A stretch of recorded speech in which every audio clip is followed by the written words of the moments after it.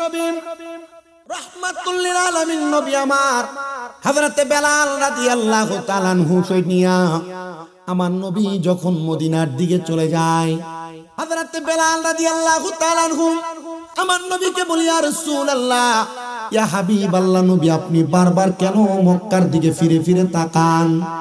নবী আমার চোখ মুবারকের পানি মুবারক গুলো ছেড়ে দিয়েছে, কান্না করে আর ডাক দিয়ে বলে, ইয়া বেলাল, জানো আমার কলিজার টুকরা মা, আমার কলিজার টুকরা বাজান এ মক্কার মাটিতে শোয়া, এজন্য আমি নবী বারবার মক্কার দিকে ফিরে ফিরে তাকাই।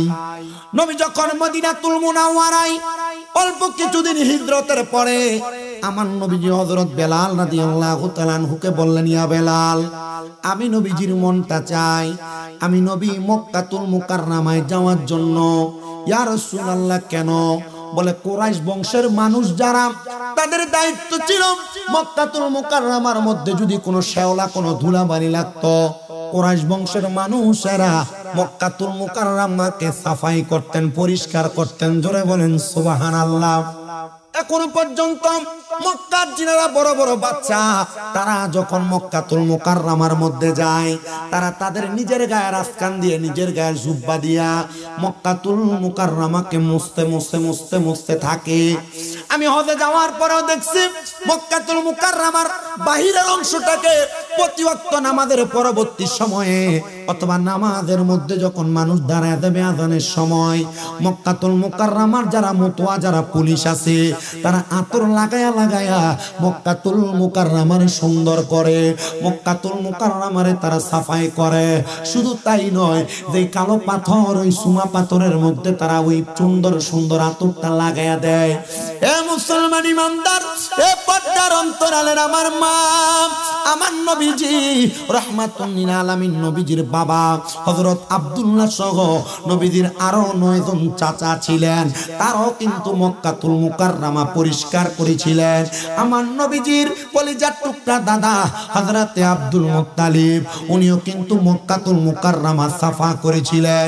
নবীজির কলিজার টুকরা দাদার অন্যান্য বংশধর যারা, তারাও মক্কাতুল মুকাররমা সাফা আর পরিষ্কার করেছিলেন। ইয়া রাসূলুল্লাহ, আপনিও কি সেই ধারাবাহিকতা রক্ষা করেছেন? আমার নবী রহমতের নবী বলেন, আমি নবী যখন থেকে মক্কাতুল মুকাররমাকে আমি পরিষ্কার করতে লাগলাম, আমি একা একা করি নাই, আমার সঙ্গে আমার সাহাবায়ে কেরাম করেছে। ও বাবা, নাগের চর এলাকার মসজিদ যদি একটু অপরিষ্কার হয়ে যায়, ইমাম সাহেব দেয়া মুসল্লিরা ধমক দেয়, মুয়াজ্জিনরা ধমক দেয়, মুয়াজ্জিন সাহেব দেখেন না ধুলাবালি পড়ে আছে, আপনার কি মনটা চায় না আপনি কি এগুলো একটু পরিষ্কার করতে? আপনাদের কাছে করজোড়ে আবদার, আল্লাহর ঘর মসজিদকে যারা পরিচ্ছন্ন রাখবে, আল্লাহ তাআলা তাদের জন্য জান্নাতে সুন্দর বালাখানার ব্যবস্থা করে রাখবে। নবী আমার ডাক দিয়ে কয়, বেলাল চলো, আমি নবী তোমাকে নিয়ে চলে যাব দুনিয়ার জমিনের মক্কাতুল মুকাররমায়। ওই মক্কাতুল মুকাররমার মধ্যে যাইয়া আমি নবীজি মক্কাতুল মুকাররমা পরিষ্কার করব। রাহমাতুল লিল আলামিন নবী হযরত বেলাল হাবশিকে নিয়ে চলে গেলেন মদিনাতুল মুনাও মক্কাতুল মুকাররমার মধ্যে। এবার বেলাল হাবশি মক্কাতুল মুকাররমার মধ্যে মক্কার সাইডগুলো পরিষ্কার করতেছে। আমার ডাক দিয়ে বলতেছে, জগতের মানুষ, হযরত বেলাল যখন মক্কাতুল মুকাররমাটা পরিষ্কার করে, আমি নবী চারদিক দিয়ে দেখতেছিলাম, তো মক্কাতুল মুকাররমার উপরের অংশ তো পরিষ্কার করা লাগবে। হযরত বেলাল রাদিয়াল্লাহু তাআলা করে আমার নবী বলে, বেলাল তুমি মক্কাতুল মুকাররমার উপরের অংশটা পরিষ্কার করো না। ইয়া রাসূলুল্লাহ, মক্কাতুল মুকাররমার উপরের অংশটা কেমনে পরিষ্কার করব? বলে, বেলাল আমি নবীজি এখানে একটু উরু হয়ে বসবো, আর তুমি বেলাল আমি নবীজির পেট মোবারক কাত মোবারকে পা রাইখা তুমি এই মক্কাতুল মুকাররমারে পরিষ্কার করবা। বেলাল বলে, ইয়া রাসূলুল্লাহ ফিদাকা বি ওয়া উম্মি, ইয়া রাসূলুল্লাহ আমার মা বাবা আপনার কদমে কুরবান হোক, আপনি নবীর কাঁধ মুবারকের মধ্যে আমার কদম আমি রাখতে পারবো না। আমার নবী ডাক দিয়ে কয়, বেলাল আমি নবী অনুমতি দিয়েছে তুমি কদম রাখো আর মক্কাতুল মুকাররমা পরিষ্কার করো। হযরত বেলাল দ্বিতীয়বার নিষেধ করলেন। আমার নবীজি হযরত বেলাল রাদিয়াল্লাহু তাআলা ঘুরে ডাক দিয়ে বললেন, ইয়া বেলাল, তুমি চিন্তা কইরো না, আমি রহমতের নবী তোমার অনুমতি প্রদান করলাম। হযরত বেলাল বলে, তখন আমার নবী আমাকে 3 বার বলতে লাগলেন, আমি নবীজির কাঁধ মোবারকের মধ্যে উঠা আল্লাহ তাআলার কাবা ঘরটা পরিষ্কার করতে যাব। হযরত বেলাল ডাক দিয়া কয়, জগতের মানুষ, আমি যখন আমার নবীজির কাঁধ মোবারকে দাঁড়াইলাম, আমি ডাক দিয়া কইলাম, ইয়া রাসূলুল্লাহ, নবী আমার আপনি কি দেখান গো নবী, আমার নূরের নবী, রহমতের নবী। কয়, বেলাল কি দেখো? হযরত বেলাল কয়, জগতের মানুষ, আমি নবীজির কাঁধ মোবারকে উঠা আমি মক্কাতুল মুকাররমার চারদিক দেখতে পাইতেছি।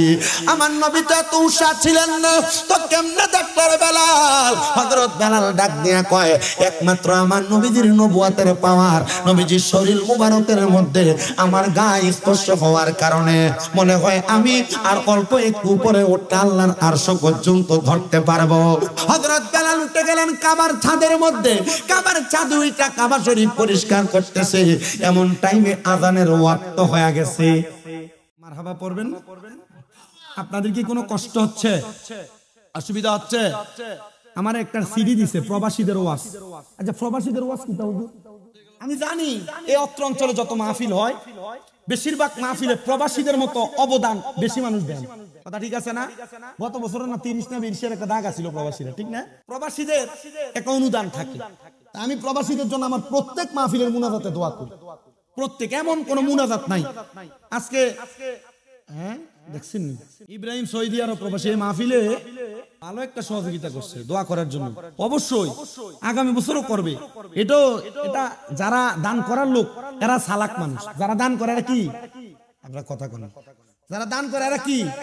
কারণ আল্লাহর নবী হাদিসে মুবারাকায় কয়, সাখিউ হাবিবুল্লাহ, দানকারী হলো আল্লাহর বন্ধু। আচ্ছা, আমরা কি আল্লাহর বন্ধু হইতে চাই না?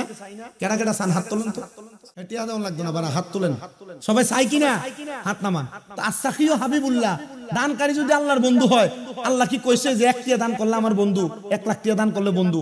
যা দিবেন এটাই তো দান। মারহাবা কয় না? যারা যারা দান করতেছে এরা সালাক। এরা কি? সালাক। এই জন্য এরা আল্লাহর বন্ধু হয়ে যাইতেছে। তা আমি ইনশাআল্লাহ চেষ্টা করব প্রবাসীদের জন্য একটু খাস করে দোয়া করতে।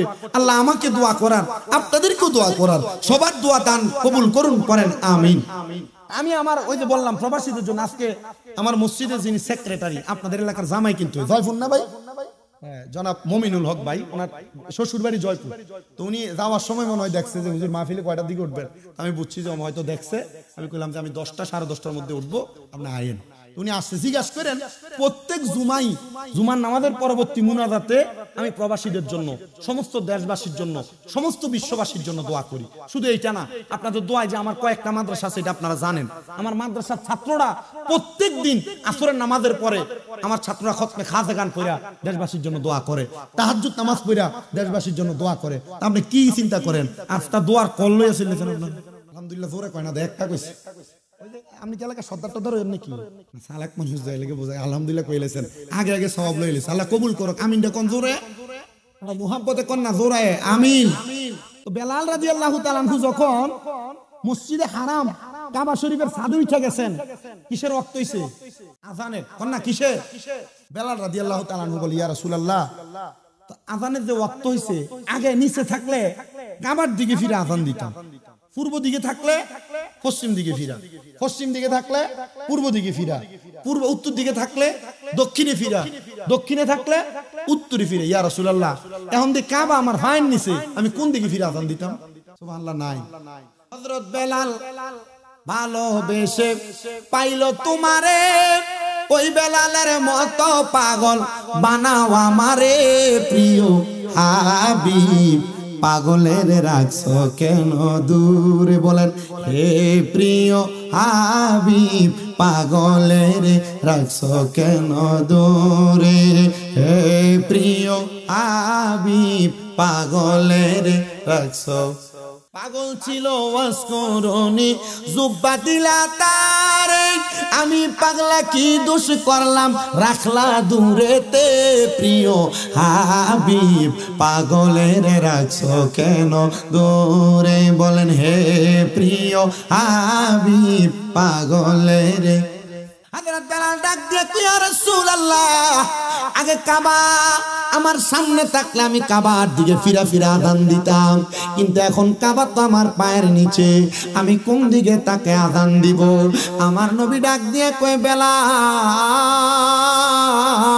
তুমি কি আমি নবীরে দেখতেছ না তুমি কি জানো না তোমার নবী হইল কাবারও কাবা তুমি আমি নবীর দিকে ফিরা আযান দাও হযরত বেলাল বলে জগতের মানুষ আমি আমার নবীর দিকে ফিরে আযান দিতে লাগলাম আল্লাহু আকবার আশহাদু আল্লা ইলাহা ইল্লাল্লাহ আশহাদু আল্লা ইলাহা ইল্লাল্লাহ আমি যখন আশহাদু আন্না মুহাম্মাদার রাসূলুল্লাহ বলতেছিলাম এমন টাইমে দেখলাম আমার নবীজি আমার সামনে থেকে ডান দিকে হাঁটতেছে আমি চিন্তা করলাম এতদিন কাবা সামনে থাকলে ফিরা ফিরা আযান দিতাম আজকে আমার নবীরে কাবারও কাবা জানলাম আমি আমার নবীর দিকে ফিরে আযান দিতে লাগলাম এখন তো দেখতেছি কাবা আমার সামনে দিয়ে হাঁটতেছে আমি আবার কোন দিকে ফিরে আযান দিব আমি তৃষ্ণা পাইয়া আমার নবীর দিকে ফিরা আমার নবী যেই দিকে যায় আমি বেলাল সেই দিকে ফিরা ফিরা আযান দিতেছি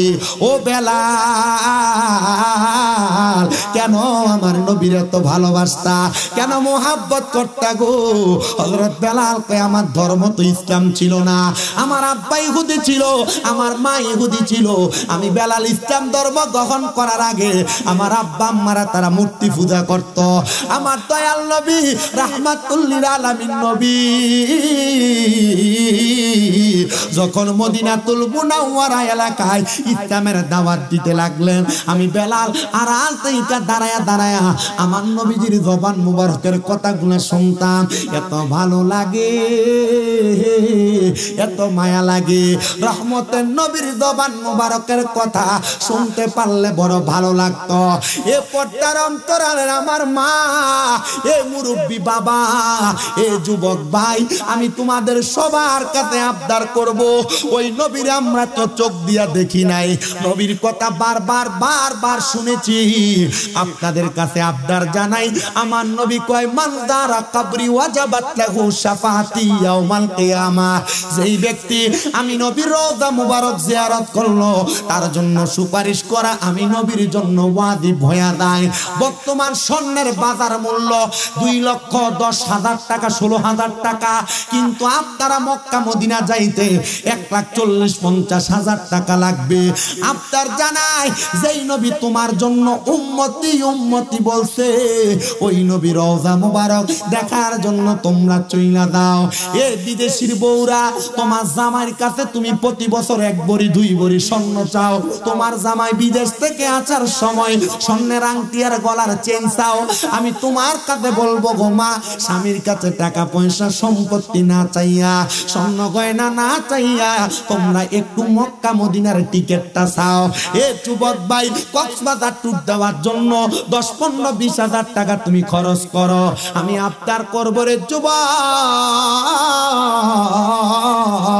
এই টাকাটা জমায়া মক্কা মদিনার টিকেটটা কিনো আরে মক্কা মদিনা যাইতে পাইরা যদি মরতে পারো মরার পরে আমার নবীজির কোল মোবারকে থাকতে পারবা এ মুরব্বী বাবা সম্পদ তো কমজোর আর নাই টাকা পয়সা দম দৌলত জাগার আপনার অভাব নাই যেই সন্তানকে দিয়া যাবেন ওই সন্তান তার মতো করে টাকা পয়সা ব্যবহার করবে কিন্তু সন্তানের কাছে যদি আপনি সম্পদ দেওয়ার আগে একটা কন্যা দিয়া বিক্রি কইরা মক্কা মদিনা যায় ঘুরে আসতে পারেন সন্তান আপনারে বাধা দিতে পারবে না আপনার জমি আপনি বিক্রি করবেন আর মক্কার কাবা ঘরের কালো গিলাপ ধরে ধরে দোয়া করবেন আল্লাহ সন্তানের সম্পত্তির ভাগ থেকে বিক্রি কইরা আমি তোমার কাবা ঘর দইরা দইরা দোয়া করি আল্লাহ তুমি আমার সন্তানটারে মক্কা মদিনাতে নিয়ে আসো ও মুরব্বী বাবা ও যুবক ভাই ভাই, তোমার আব্বা বুড়া হয়ে গেছে, বয়স হয়ে গেছে, মক্কা মদিনা যাইতে এখনো পর্যন্ত পারে নাই। আরে আব্বা আম্মা মারা যাওয়ার পর কানবা কানবা, টাকার অভাব নাই, ব্যাংকের মধ্যে টাকা, আব্বার হজ করাইতে পারো নাই, আব্বারে দামি জামা কাপড় কিনা দিতে পারো নাই, আব্বারে সুন্দর একটা জায়গায় ঘুরাইতে পারো নাই। আরে আমি যখন হজ করতে গেছি মক্কার কাবা ঘরে তাওয়াফ কইরা, আমি যখন সাফা মারওয়ার সামনে যাবো এমন টাইমে দেখতেছি বাঙালি একটা ফোলা কাবা ঘরের দিকে তাকায়া তাকায়া আব্বা গো কইয়া চিল্লে চিল্লে বুকটার মধ্যে থাপ্পড় দিয়া দিয়া বিলাপ কইরা কাঁদতাছে। আমি বুঝতে পারছি তে বাঙালি। আমি তার সামনে যায় কই, এ যুবক বাইরে কেন আল্লাহর কাবা ঘরের দিকে ফিরা ফিরা বাবার কথা স্মরণ কইরা কইরা কান্দ? আল্লাহর ঘরের সামনে দাঁড়ায়া আল্লাহরে না ডাকবি, আব্বারে কেন ডাকতাছ? ওলা ডামারে আন্দা কইরা তৈরা ডাক দিয়া কই, হুজুর আমার আব্বা আম্মা আমি সন্তানরে বড় ভালোবাসতো, বড় মোহাব্বত করত। আমার আব্বা যান হজ করার জন্য একটা গরু লালন পালন করছে, কিন্তু এই সময় আমার সৌদি আরবের ভিসা চলে আসছে। আমার আব্বা যান আমার ভিসার টাকা দেওয়ার জন্য ঘরের গাই গরুটা বিক্রি করে দিছে। হুজুর আমার আব্বা আমার বিদেশ পাঠানোর সময় এয়ারপোর্টে দাঁড়ায়া আমার গা গুলা মুচ্ছে আমার বিদেশ পাঠাইছে। আমি কইছি আব্বা এই গরুটা বিক্রি করেন না, আপনার শখ, আপনি কাবা ঘর দেখবেন, মক্কা মদিনা দেখবেন। ও আব্বা আপনি এই গরুটা বিক্রি করেন না। আমার আব্বা আমারে কইছে, পুত্রে তুই বিদেশ যায় কামাই করলে আমি হজ প্রতি বছরই করতে পারবো। হুজুর এখন প্রতি মাসে 80-90 হাজার টাকা বেতন পাই, আমার ব্যাংকে টাকার অভাব নাই। আমি যেই মাসে আমার আব্বার ঋণ পরিশোধ করছি, করার মাসের 3 মাসের মাথায় আমার আব্বা দুনিয়া থেকে বিদায় হয়ে গেছে। হুজুর আমার ব্যাংকে টাকার অভাব নাই, আমার আব্বার বড় অভাব। আমি প্রবাসী হইয়া আমার আব্বা জানটারে আমি হজ করাইতে পারি নাই। হুজুর মনে করছিলাম আমি আমার মাটারে হজ করাইমু। আমার মাটারে যেই দিন আমি বলছি, ওগো মা আপনি হজ করতে আসবেন, আমি আমার টাকা দিয়া আপনারে হজ করামো। হুজুর আমার মার ভিসা হয়ে গেছে, বিমানের টিকিট হয়ে গেছে। যেই দিন আমার মা মক্কাতে আসবে ওই দিন রাত্রবেলা আমার মা ঘরের মধ্যে ঘুমন্ত অবস্থায় মহিলা পইরা রইছে। হুজুর আমি এখন আজকে 4 বছর হইছে বাড়িতে যাই না।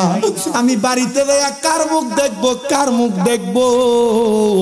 আমি আমার আব্বারও দেখি না, আমার আম্মারও দেখি না। আমি বাড়িতে কারোর কাছে ফোন কল দেই না। আমি কার চেহারা দেখবো রে? আমি ভিডিও কল দিলে আমার মারে দেখতাম না, বাপরে দেখতাম না। আমি জানি আজকে নাগের সর এলাকায় বহু পোলাপান বসছে, তার আব্বা কবরে। এ সন্তান আব্বা রক্তরে পানি কইরা তোমারে মানুষ বানাইছে, এখন আব্বা জান কবরের বাসিন্দা। আরে তোমার টাকার অভাব নাই, আব্বার একটা দামি কাপড় দামি লুঙ্গি পরাইতে পারো না। ও আব্বা কবরে কেমনে শুয়া রইছে। আব্বা বিদেশে থাকলে ভিডিও কলেই মুতে দেইকা দেইকা কথা বলা যায়। আব্বারে এমন একটা কবরে শোয়া দিয়ে আসছে রে সন্তান, আব্বা কেমন আছে একবারও খবর নিতে পারো না। বাবা তুমি কেমন আছো ছোট মাটির ঘরে? তোমার কথার হৃদয় মাঝে পড়ছে বারে বারে। বাবা গো ও বাবা,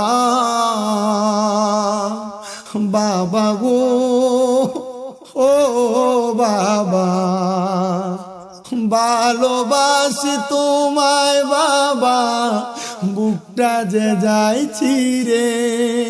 তোমার কথার হৃদয় মাঝে পড়ছে বারে বারে। এ সন্তান আগে কোনো অন্যায় করলে বাবা দমক দিয়া বাড়িতে নিয়ে যাইতো, এখন অন্যায় করা লাগে না। কেউ দি তোমার ডাক দিয়া ঘরে নিয়ে যায় না, একবার চিন্তা করছো নি রে সন্তান, ওই আব্বাজান তোমার কবরের বাসিন্দা, ওই আব্বাজান তোমার কবরে শুয়া রইছে। আল্লাহ, আজকে নাগের সরে পর্দার অন্তরালে কত মাইয়ারা বৈশা রইছে, তারার বাপ দুনিয়াতে নাই। এমন অনেক সন্তান বসছে, মুরব্বী বাবারা আব্বার গোরস্থানের সামনে নিলে আব্বার কবর কোনটা চিনিয়ে দিতে পারবেন না। কবরটা কয় বিলীন হয়ে গেছে, আব্বাজান কবরের বাসিন্দা। আরে আমি জানি অনেক সন্তান এখানে বসছে, তারার মা নাই। ও সন্তান, ওই মা কবরের বাসিন্দা, মার গলার চেনটা বন্দুক দিয়া তোমারে বিদেশ পাঠাইছিল। মা সকালের পান্তা ভাত গুলা খাইছে না, তুমি সন্তানের জন্য রাইখা দিছে। আমার ফুতের ওই দিদি আইলে ভাতটা খাইলে তার কলিজাটা ঠান্ডা হইব। এখন ওই মা কবরে আইয়া ওয়াজ মাহফিল নাগের চর এলাকায় তোমার ঘরে কত মেহমান খানা খায়, কিন্তু তোমার মা বাপরে খানা খাওয়াইতে পারো না। মা বাপ কবরে। ও সন্তান, আল্লাহর হস্তে তোমার কাছে আমি ক্ষমা প্রার্থনা করি। আম্মা আব্বারে যদি ভালোবাসা থাকো, আম্মা আব্বারে যদি মোহাব্বত কইরা থাকো, এই জান্নাতের বাগানে বইসা ওয়াদা করো, আম্মা আব্বার জন্য শুধু একটু দোয়া করবা। আল্লাহর নবী কই, দুনিয়াতে কোন সন্তানের মা বাবা মারা যাওয়ার পর ওই সন্তান যদি রব্বির হামহুমা কামা রব্বায়ানি সগীরা, সবাই পড়েন ওয়াকুর রব্বির হামহুমা কামা রব্বায়ানি সগীরা বইলা চোখের মনি কোঠার মধ্যে একটা মাছির মাথা পরিমাণ পানি ছাইরা কান্দে, ওই পানি মাটিতে পড়ার আগে আগে আমার আল্লাহ তাআলা তার মা বাবার জীবনের গুনাহ মাফ করে দেয়। এ সন্তান, এই জন্য যাদের কাছে টাকা পয়সা ধন সম্পদ আছে, বাপ মারে হজ করাও, নচেত বাপ মা মরার পরে শুধু কানবা। আপনারা অনেকে হয়তো জানেন, আজকে 6 মাসের উপর আমার মা অসুস্থ, বিছানায় পড়া।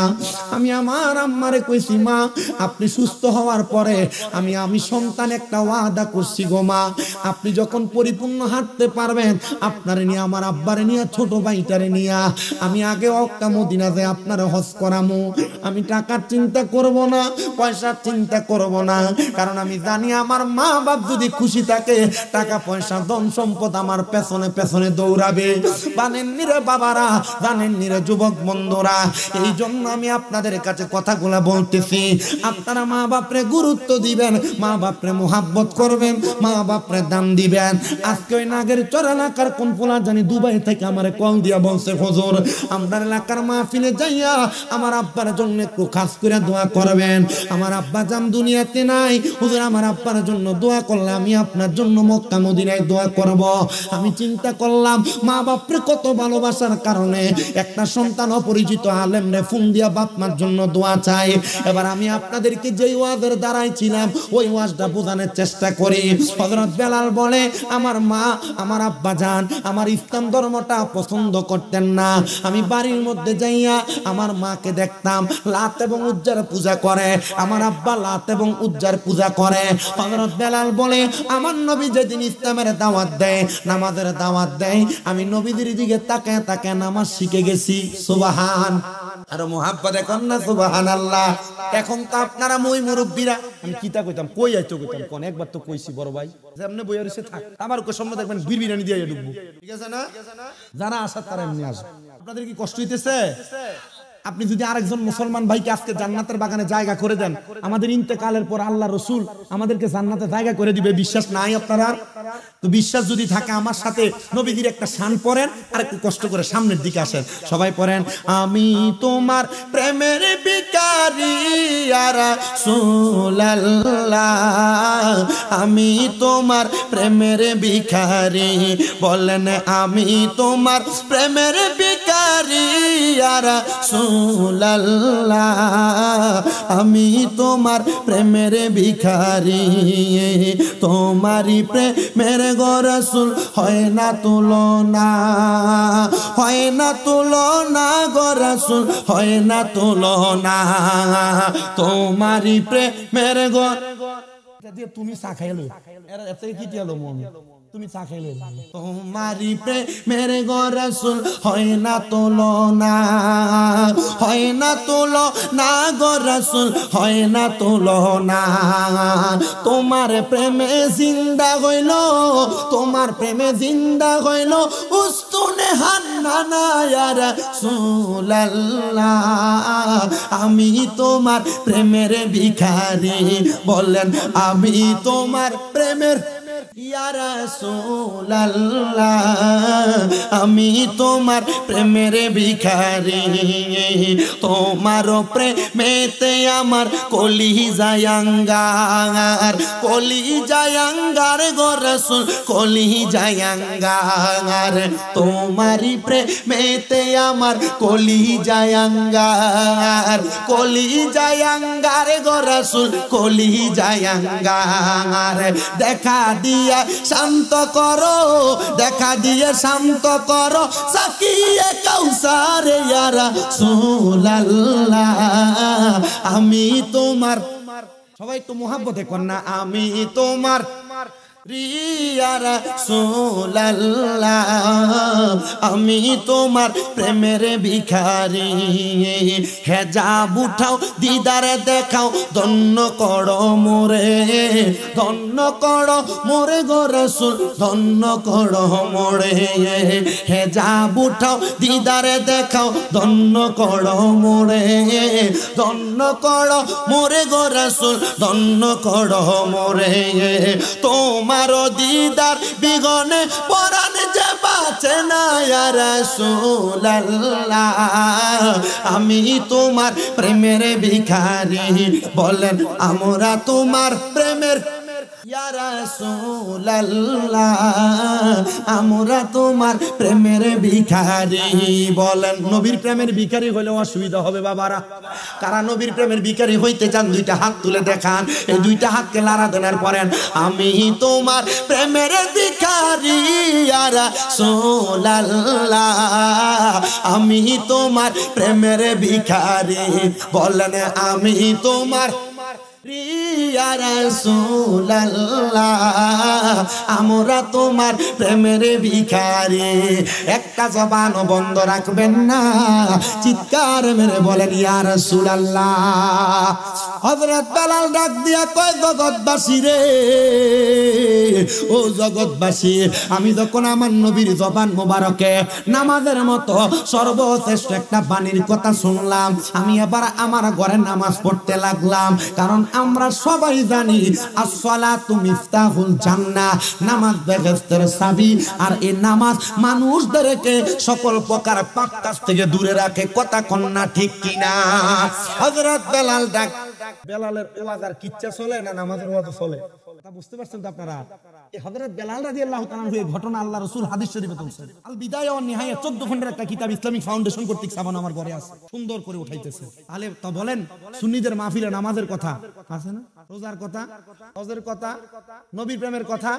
মা বাবার খেদমতের কথা গান বাজনার কথা জোরে কয় না না এটা জোরে কইলে তো অসুবিধা কারণ এই তিতাস এলাকার বহু জায়গার ভিতরে পিছন দিয়ে লাম লাগাইছে উরুস মোবারক আর বেরিয়ে তেনে গান বাজনা করে কথা বল না কেন ঠিক না বেঠে আর এদের কারণে সুন্নিদেরকে বন্ধ বলে কথা বল না কেন আর আপনারা যারা ঠিক করেন আপনারা সামনে দিয়ে যায় বেটি কোমর না সারি ঢালা সামনে লেগে যায় বই কথা কয় না এডি দিন হুজুর ঠিক বলে জোরে কর না ঠিক নেই উরুস মুবারকের নাম দিয়া যারা মহিলা শিল্পী দিয়া বেড়া শিল্পী দিয়া বাউল গানের আসর কইরা ইসলামের নামে উরুস মুবারকের নামে ভণ্ডামি করে এরা কখনো সুন্নি হতে পারে না এরা ভণ্ড এদেরকে মুসলমানের নাম থেকে খারিজ করা হলো ডান হাত তুলে বলেন ঠিক কি না মুসলমান দাবি করবা সুন্নি দাবি করবা নাম দিবা উরুস মুবারক মানে মিলন মেলা উরুস মুবারকের মধ্যে মিলন হবে কাদের আল্লাহর আউলিয়া কেরাম যারা আল্লাহর ওলির বন্ধু যারা আল্লাহর ওলির মুরিদ যারা আল্লাহর ওলির ভক্ত যারা তারা সেখানে আইসা কোরআন পড়বে দোয়া দুরূদ পড়বে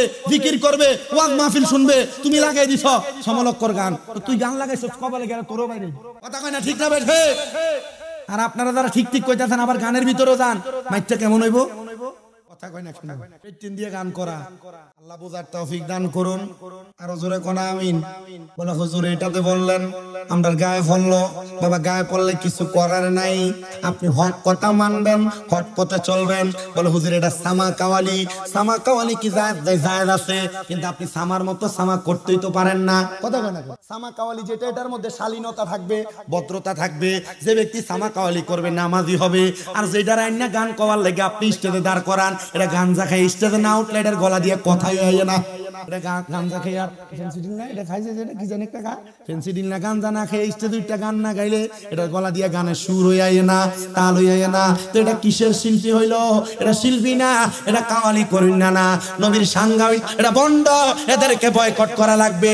এদের কোনো স্থান সুন্নিয়তের মধ্যে নাই। কথা বলেন ঠিক কিনা? সুন্নিয়তের নাম দিয়া, উরুস মুবারকের নাম দিয়া যারা বেডি দিয়া বাউল গান করায় এরা ভণ্ড। এদের সাথে সুন্নিদের কোনো সম্পর্ক নাই। আল্লাহ যেন এদের থেকে আমাদেরকে হেফাজতে রাখে। জোরে বলেন আমিন। হযরত বেলাল ডাক দিয়া কয়, জগৎবাসী আমি নবীর কথা মোতাবেক নামাজ পড়তে লাগলাম। বেলালের মা কি আসলে মুসলমান না ইহুদি? বাবা কি মুসলমান না ইহুদি? মা করে লাতের পূজা, বাবা করে উজ্জার পূজা। এবার হযরত বেলাল কয়, আমি একটা ঘরে প্রবেশ করলাম, দরজা বন্ধ করলাম, আমি এবার ঘরের মধ্যে আল্লাহু আকবার দিয়া নামাজ পড়তেছি। আমার আব্বা আমার আম্মা জান একদিন, দুই দিন, তিন দিন করে ফলো করতে লাগলেন। হযরত বেলালের আব্বা কয়, আমি আবার বেলালের ঘরের সামনে যাইয়া দরজার কানের সাথে কান লাগিয়ে শুনতেছি বেলাল কি যেন পড়তেছে। আল্লাহু আকবার, এক আল্লাহর ধ্বনি পড়তেছে। আমার কাছে ভালো লাগলো না। আমাদের বাপদাদার ধর্ম মূর্তি পূজা করা, বাপদাদার ধর্ম মূর্তিকে সেজদা করা, আগুনের পূজা করা, মাছের পূজা করা, গাছের পূজা করা। দেখবেন হিন্দু ধর্ম সনাতন ধর্মাবলম্বীরা তুলসী গাছের পূজা করে, আগুনের পূজা করে, সূর্যের পূজা করে, মাছের পূজা করে। দেখবেন মূর্তি বানাইয়া মূর্তির পূজা করে। ও সনাতন ধর্মের ভাইয়েরা, আমি তোমার বিরোধী না। আমি চাই না তুমি আগুনে জ্বলো, আমি চাই না তুমি দুজকে জ্বলো, আমি চাই না তুমি নরকে যাও। কি মূর্তির পূজা তুমি করলা আমার বুঝে আসতেছে না। এই মূর্তিরে তুমি নিজে বানাইলা, তোমার মতো একজন মূর্তি পূজারক মূর্তি বানাইলো, আবার এই মূর্তির সামনে পূজা দিলা, আবার এই মূর্তির সামনে খানা দিলা। কোন প্রভুর পূজা করো? ওই প্রভু নিজেও নড়তে পারে না। ওই প্রভুরে নিজে নিয়ে মাঠ পানির মধ্যে ফালাও, নিজে আবার পাড়াইয়া পানিতে দাও, মাটির মাধ্যমে গইলা যায়। আরে সৃষ্টি যদি স্রষ্টাকে বানায়, এটা স্রষ্টা না। স্রষ্টা সৃষ্টিকে বানায়, সৃষ্টি স্রষ্টার সন্ধান পায় না। স্রষ্টার সন্ধানের আশায় সৃষ্টি স্রষ্টার ইবাদত করে, এটাই না ধর্ম? তো তুমি কোন ধর্মের পূজা করো? আরে আপনাদের দুয়ার বরকতে আমি এক এক করে তিনজন বিধর্মীর হাতে ইসলাম ধর্ম পড়াই, ইসলাম ধর্ম গ্রহণ করাইছি। এর মধ্যে একটারে আমি প্রশ্ন করছি, তুই কে লাগে ইসলাম ধর্ম গ্রহণ করো? এ আমারে উত্তর দেয়, হুজুর আমার আব্বা জান আমারে বড় কষ্ট করে মানুষ করছে। আমার আব্বার মারা যাওয়ার পরে আমারে যখন চিতাখানায় নিছে, আমি এর আগে কোনোদিন চিতাখানায় যাই নাই। আমার আব্বারে অনেকগুলা লাকড়ির উপর শোয়া, আমার আব্বার লাশ শোয়া রাখছে। আমার হাতে আগুনের একটা কুণ্ডলি দিয়া আমারে বলতেছে আমি আমার আব্বার মুখে আগুন দিতে। হুজুর তখনই আমার কলিজাতে লাগছে, আর কি ধর্ম আমি পালন করি? যেই বাপ আমারে কষ্ট করে জন্ম দিল, যেই বাপ রক্ত পানি করে মানুষ করলো, ওই বাপের মুখে যদি যেই ধর্ম পালন করলে আগুন দেওয়া লাগে, এই ধর্ম সত্য ধর্ম না। যেই ধর্ম বাপরে মাটি দিয়া সুন্দর করে কবরে রাইখা বাপরে সুন্দর করে শোয়া দিয়ে আসা হয়, এটাই না ধর্ম? হুজুর আমি এটা থেকে ইসলাম ধর্ম গ্রহণ করেছি।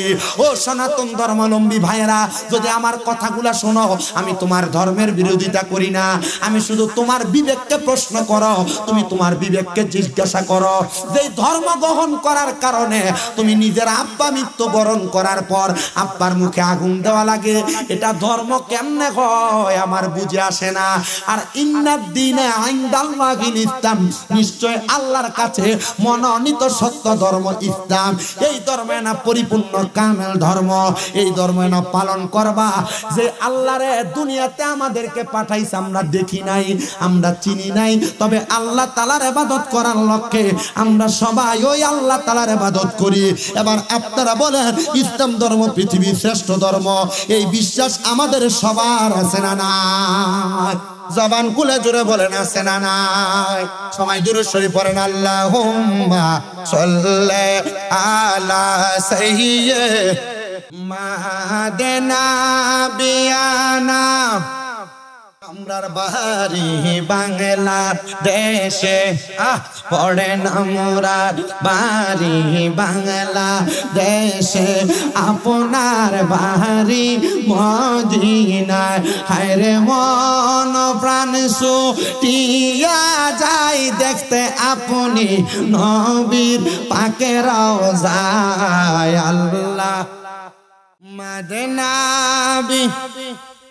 কবুল করেন, জোরে পড়েন আমিন। হযরত বেলালের ওয়াজ না কইরা তারপর আমি আপনার প্রশ্নের জবাব দিয়ে দেব ইনশাআল্লাহ। আল্লাহ কবুল করেন, জোরে কোন আমিন। প্রশ্নের জবাব দেই, হুজুর মানুষ মারা গেলে কবরে দেওয়ার 40 কদম যাওয়ার পর কবরে আযাব হয়, জি না? 40 কদম যাওয়ার পর আযাব হয় না। 40 কদম যাওয়ার পর কবরের মধ্যে সওয়ালের জবাব হয়, সওয়ালের জবাব অনুযায়ী তার কবরের অবস্থা পরিবর্তন হয়। এরপর লেখছে পানিতে পড়ে যারা মারা যায়, লাশ পাওয়া যায় না, তাদের অবস্থা কি? পানিতে পড়ে যারা মারা যায়, অ্যাক্সিডেন্টে যারা মারা যায়, বিভিন্ন রোগে আক্রান্ত হইয়া যারা মারা যায়, এদের লাশ পাওয়া যায় না, এরা কি হয়? আল্লাহর নবী কয় তারা শহীদের মরণ গ্রহণ করে, এরা শহীদ হিসেবে আল্লাহর কাছে উপস্থাপিত হয়। সুবহানাল্লাহ। তবে যারা আত্মহত্যা করে, নিজে ইচ্ছা করে গাড়ির নিচে যায়, নিজে ইচ্ছা করে পানিতে ঝাঁপ দেয়, নিজে ইচ্ছা করে ফাঁসি দেয়, আল্লাহর নবী বলেন এরা জাহান্নামী, এরা দোজখী। এদের জানাজার নামাজ কোনো ভালো আলেম পড়াবে না, এলাকার কোনো নরমাল ব্যক্তি পড়াবে।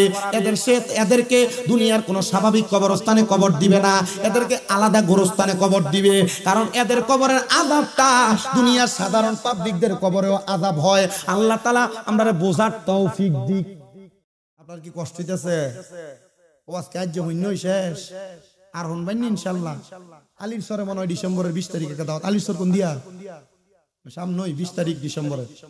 পাঁচকলি, তাহলে তো আর যাইতে পারতাম না, আবার গাড়ি ভাড়া লাগবে 100 টাকা, আর আমি 100। আমার ভাইতেন করতে গিয়া আজকে এক বেটারে সেইটা পরে কইছে আপনার মাথার ডিস্টার্ব বেটা। বেটা ফোন দিয়ে আমার গত বছর মাহফিলে নিচে হাদিয়া দিছে 40,000 মৌলভী বাজার গোরাসান। এবারে যখন নিয়েছে আমার আজকে তাদের এলাকা ফোলাফানি কল, আমি কিছু ডেট খালি নাই। আবার হুজুর দেখেন না, আচ্ছা আমি কি না দেখে গেছি ডেট খালি নাই? দেখতেই কইছি হুজুর দেখেন না, আমি দেখতেই তো কইছি হুজুর একটু আমরা লাগে একটু মায়া করেন, ফয়জনে বায়নাটা আর 5 টাকা টাকা বাড়াই দেবো। আমি তুই আমার ঘুষ দিয়ে প্রস্তাব দেস বেটা, না বেটা খালি নাই রাহ কাটতে দিলাম। দিলে এক মুরব্বী কল, এ মুরব্বী একবার দুইবার তিনবার হুজুর দেখেন না ডেটটা দেওয়া জানি। আমি কইলাম মুরব্বী আপনার কি মাথায় সমস্যা আছে? বারবার এক প্রশ্ন করলে আমি আর কি কইতাম, আমার কথা নাই। আমার উস্তাদরা কল দিয়ে আমি দিতে পারি, আমার উস্তাদরা কল দিয়ে আমি মাহফিলের ডেট দিতে পারি। তো পরে আমি এক গ্রুপে কইছি রমজানের একদিন আগে একটা ডেট আছে 17 তারিখ ফেব্রুয়ারি মাসে, আর নাই দেখো ওই বনি। আবার যদি প্রস্তাব যাই তোমরা পার্শ্ববর্তী 2 গ্রাম পরে একটা মাহফিল আছে, তোমরা এশার পরে 1.5 ঘন্টা বুঝুন না আপনার প্রধান বক্তা দিতাম। তা আমি তো মানুষ একটা, আজকে দুপুরবেলা ঘুম থেকে ওঠানোর সময় চিন্তা করলাম আল্লাহ যদি আমার 2-3টা কোনো রকম বানিয়ে দিত। আজকে এই মাহফিলে আজকে এনও করলাম, হোমনও করলাম, কুমিল্লা শহরও করলাম, হিন্দি হবিগঞ্জ সিলেটও করলাম, তাহলে মোটামুটি সকল দিতে হইলো, ঠিক না? হেতারও খুশি হইলো, আমিও খুশি হইলাম। মানে আমার কষ্টটা বুঝে কেন? আমি দূরের মাহফিলে যাইতে পারতেছি না। আমার বললাম না আমার 6 মাস আমার আম্মা অসুস্থ। আমার এক ভক্ত আছে নরসিংদী বাড়ি, উনি আমার খেদমত করতেছে। আমি চিন্তা করছি উনি যদি না থাকতো আমার আম্মার খেদমতটা করতো কি? আমি বাহিরেও যাইতে পারতেছি না। ওই আগে যে মাহফিলগুলো রাখছি সিলেট হবিগঞ্জ ব্রাহ্মণবাড়িয়া এগুলাতে যাইতে, আমি আমার আম্মার কইছি আমি অসুস্থ হওয়ার পরে আমি এখনো কুমিল্লার বাইরে আর কোনো মাহফিল রাখি না। বুঝতে পারছেন? তবুও রাখা আছে যেগুলো আমি অসুস্থ হওয়ার আগে রাখছি, একটানা 6-7 দিন সিলেট হবিগঞ্জের দিকে মাহফিল, ব্রাহ্মণবাড়িয়ার দিকে মাহফিল, কষ্ট হয়। তবু আমি চেষ্টা করি ওয়াজ মাহফিল আপনাদের এই অত্র অঞ্চলে রাখতে, কারণ এদিকে হুজুরারে নিজে জিয়ে জামাইরে এত আদর করে না, হুজুরারে যে আদর করে। আজকে এক বেটা আমার বাইরে খাওয়াইতে লাগছিল, ওই যে আছে মনে হয় না, আমি বেটারে শুধু কইছি আমার দিয়েন না, আমি একটা দিয়ে খাই আর পর আরেকটা লোক।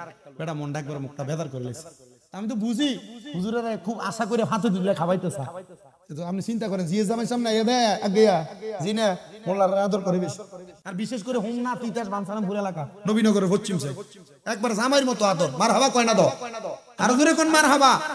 আল্লাহ তাআলা এই মোহাব্বত হাসরের ময়দানেও আমাদের সাথে রাখুক, যেন কোন হুজুর বেহেশতে গেলে একবার কইতেন পারেন হুজুর একবার বাইরে খাওয়াইছিলাম, জান্নাতে একা যাওন যেত না, আমার লইয়া যাওন লাগবো। আল্লাহ কবুল করো।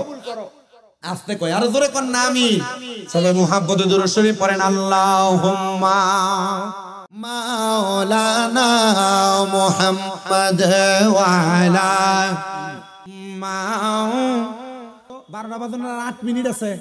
শুনুন ভাই চিন্তা করছে টিহা দিয়ে আনছি না হালাল করে জান্নাত, আরেক বইটা দেখছি নি মাশাআল্লাহ।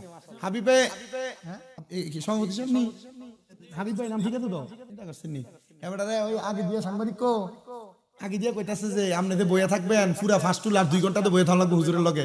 আগে দিয়ে বুঝাই টুজাই না বয়সে চালাক মানুষ তো, চিন্তা করছেন না ওয়াজ আমি চালাই দিতে পারি আগামী বছর লাগে কেউ যদি একটা গরু দেয় মাহফিলে তবর করতো না গরু লেগে, হ্যাঁ এর লাগে তো কইছি একটা গরু দিত কেউ, রেডিও না আপনারা একটা গরু দিবেন, বলে হুজুর আমি একা পারতাম না আমরা 2-3 ভাই মিললে অথবা আমরা গোষ্ঠীর তারা মিললে একটা দিয়ালাম গরু, একটা মাহফিল যে না করছে হইব ইনশাআল্লাহ। আল্লাহ কবুল করুক কোন আমিন।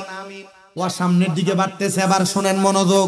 হযরত বেলালের আব্বা কয়, আমার ঘরে আল্লাহর ধ্বনি শোনা যায়, এটা হইতে পারে না, আমার বাপ দাদার ধর্ম মূর্তি পূজা করা। হযরত বেলালের আব্বা কয়, আমি ঘরের দরজাটা খুললাম, দুইকা দেখতেছি আমার বেলাল আল্লাহু আকবার কইয়া সিজদা দেয়, আর পরে সুবহানা রাব্বিয়াল আলা, সুবহানা রাব্বিয়াল আলা, সুবহানা রাব্বিয়াল আলা, জবান খুলে জোরে জোরে কোন আল্লাহু আকবার। আর আমরা দেশের বহুত নামাজি আছে সেজদার ভিতরে গনে সুবহান রাব্বিয়াল আলা, কার জুতাটা বালা, সিটার বেটা নামাজও পড়ে, সুদের টাকা খায়, ঘুষের টাকা খায়, পরের হক মাইরা মাইরা খায়। আপনারা বলেন হুমনা তিতাস সহ নাগের চর এলাকায় এমন হারামখোর সুদখোর যে নামাজও পড়ে, পরের হক মাইরা খায়, এমন সিটার বাটফার এলাকায় আছে না? না, এলাকার ভিতরে এডিরে ধরে নিয়ে মসজিদের সভাপতি বানায়, এলাকার ভিতরে এগুলোর ধরে নিয়ে মসজিদের সেক্রেটারি বানায়, এলাকার সরকার মাতাব্বরের দায়িত্ব সুদখোর আর ঘুষখোরকে দেয়। এই শরম থাকার দরকার। সুদ খায়া ঘুষ খায়া মসজিদের ইমামদের উপর দিয়ে কথা বলা, এলাকার ভিতরে সরকার মাতাব্বরি কইরা 500 টাকার কাছে এক কাপ চায়ের কাছে বেচা দেয়, এমন সরকারও এলাকায় মনে হয় ডাইরেক্ট কমন ফোর্স না। আগামী বছর মাহফিল হইব, 20,000 টাকা দেন একজন। হুজুর আমার মা নাই, আমার আম্মার লাগে দোয়া করেন। আমার আব্বা নাই, তোমার তুলেও আমার আব্বা লাগে তো আর পারতাম না, বেশি হয়ে গেছে। চলে যাবে নারে তাকবীর, নারে রিসালাত। ইব্রাহিম ভাই প্রবাসী, আগামী মাহফিলের জন্য দান করে দিবেন 30,000 টাকা। আর জোরে কন্যা মারহাবা। আল্লাহ কবুল করো, মঞ্জুর কর। আল্লাহ তাআলার জিকির করেন। আল্লাহ আল্লাহ আল্লাহ আল্লাহ দয়াল নবী তুমি গুণময়ী মারহাবা। দয়াল নবী তুমি গুণময়ী মারহাবা। পাপী উম্মত উদ্ধারি নবী সাজদায় তাকবেন পড়ি গো নবী। দয়াল নবী তুমি গুণময়ী মারহাবা। আল্লাহ আল্লাহ কাউসারে রহমানে কাফনে কাউসার পিলাইবা মারহাবা। কাউসারে রহমানে কাফনে কাউসার পিলাইবা পাপি তাপি উদ্ধারিতা গো নবী সাজদাতে পড়িবা গো নবী।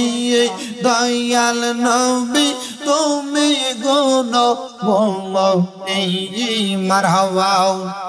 জান্নাতেরো মালিক কাফনে জান্নাত তো পিলাইবা গুনাহগারদের উদ্ধার করতে গো নবী সাজদাতে পড়িবা গো নবী। দয়াল নবী তুমি গুণময়ী মারহাবা। আল্লাহ মুর্শিদ মুর্শিদ কইরাই আমার ঘুমাসে না নয়নে আমার বলিবা গো মুর্শিদ কেমনে মারহাবা। আল্লাহ জবানটা খুইলা আমার বলিবা গো মুর্শিদ কেমনে মারহাবা।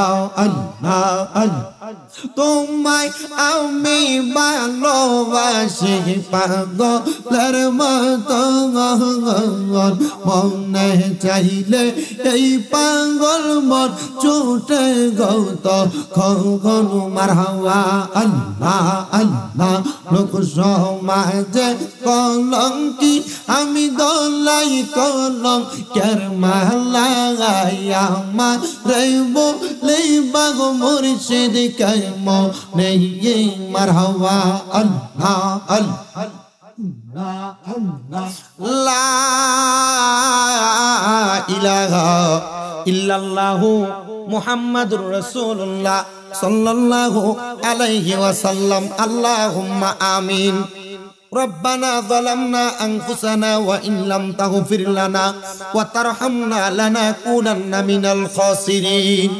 মাবুদ, একটু রহমতের নজর করে তাকিয়ে দেখেন গো আল্লাহ, এই কুমিল্লা জেলার অন্তর্গত তিতাস থানাধীন নাগেরচর উত্তরপাড়া মোহাব্বত আলী ব্যাপারীর বাড়ি প্রাঙ্গণে কবরবাসীর রূহের মাগফিরাত কামনায় চতুর্থ বাৎসরিক ইসলামী সুন্নি মহাসম্মেলন সাজাইয়া আমার সঙ্গে মাহফিলের প্রধান অতিথি, সভাপতি, বিশেষ অতিথি ওলামায়ে কেরাম, বিশেষ করে দাড়ি পাকা মুরব্বী বাবা, যুবক নজওয়ান ভাইয়েরা, ছোট্ট ছোট্ট মাসুম বাচ্চারা, পর্দার অন্তরালের আমার কত মা বোনেরা, জীবনের গুনাহ মাফ করানোর জন্য দুইটা হাত বাড়াইছে আল্লাহ। যার হাত তোমার দরবারে মায়া লাগে, পছন্দ হয়, ওই হাতের উসিলায় আমরা প্রত্যেকের জীবনের গুনাহ তুমি আল্লাহ মাফ করে দাও আল্লাহ। আজকের মুনাজাতে কে জানি হাত বাড়াইছে, কার জানি জগতের মধ্যে বাবা নাই আল্লাহ। যেই বাবা রিক্সা চালাইয়া মাটি কাইটা মাথার গাম পায়ে ফালাইয়া পরের বাড়িতে বদলার কাজ কইরা সন্তানকে মানুষের মতো মানুষ করার জন্য আব্বা রক্তরে পানি বানাইছে, এমন আব্বা তাদের কবরের বাসিন্দা, আব্বার কবর নাজাতের ফয়সালা করে দাও। মনিব ও দয়াল আল্লাহ, কে জানি হাত বাড়াইছে, কার জানি জগতের মধ্যে মা নাই, যে মা 10 মাস 10 দিন গর্ভে ধারণ কইরা সন্তানের প্রসব বেদনা সহ্য করতে মার বড় কষ্ট হইছে। পর্দার অন্তরালে আমার কত মা বোনেরা এমন জনম দুঃখী মারে হারাইয়া মুনাজাতে হাত বাড়াইছে। মাবুদ ও আল্লাহ, যাদের এমন মা বাবা কবরে, আম্মা আব্বার কবর জান্নাতের বাগান বানিয়ে দাও। অনেক সন্তান হাত বাড়াইছে, মাও নাই, বাবাও নাই, জনমের তিমিরে আল্লাহ আল্লাহ।